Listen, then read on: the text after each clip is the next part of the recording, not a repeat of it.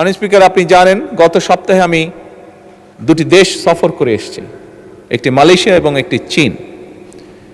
একটি আন্তর্জাতিক গণমাধ্যম তাদের পর্যালোচনায় বলেছে যে এবারকার সফরটির লক্ষ্য উদ্দেশ্য কথাবার্তা শুনে মনে হচ্ছে যে বাংলাদেশ সরকার এই দেশের অর্থনীতির উপরে জোর দিয়েছে এবং বিনিয়োগের উপরে তারা জোর দিয়েছে। এটি হচ্ছে তাদের একটি আন্তর্জাতিক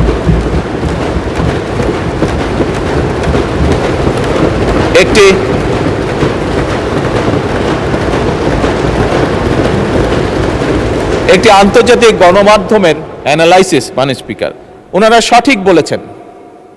আমাদের তৃতীয় এবং সবচেয়ে গুরুত্বপূর্ণ যে লক্ষ্য এই বাজেটে, সেটি হচ্ছে বিনিয়োগ, উৎপাদন এবং কর্মসংস্থানের যে চাকা, সেটিকে সচল এবং শুধু সচলই নয়, সেটিকে বেগবান করা।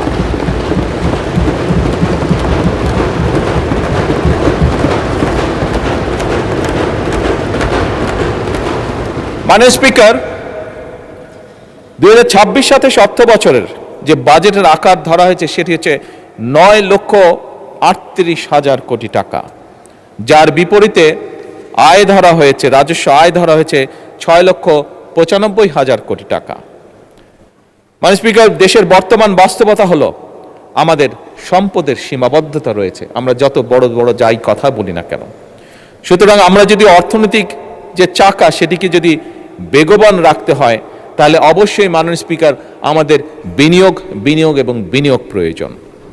এবং এজন্যই আমরা বিনিয়োগ নির্ভর অর্থনীতি গড়ার কাজ আমরা হাতে নিয়েছি, আমরা উদ্যোগ গ্রহণ করেছি, ইনভেস্টমেন্ট। এবং এই উদ্দেশ্যে মাননীয় স্পিকার, আমরা বাজেটে উন্নয়ন ব্যয়ের অংশ সামনের অর্থ বছরের জন্য 50%-রও বেশি বৃদ্ধি করে 3,16,000 কোটি টাকায় উন্নীত করেছি। মাননীয় স্পিকার,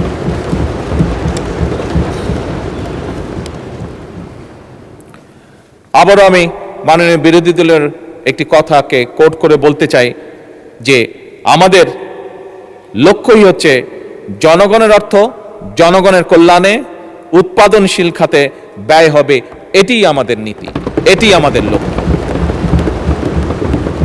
মাননীয় স্পিকার, সরকারি বিনিয়োগের ক্ষেত্রে কোন প্রকল্পে কত টাকা ব্যয় হলো সেটি আমরা সেভাবে বিবেচনায় নিতে চাই না, বরং আমাদের বিবেচনাটি হচ্ছে একটি প্রকল্পে যদি বিনিয়োগ হয়, সেই বিনিয়োগ এবং উৎপাদন কি ভূমিকা রাখবে মানুষের জীবনে।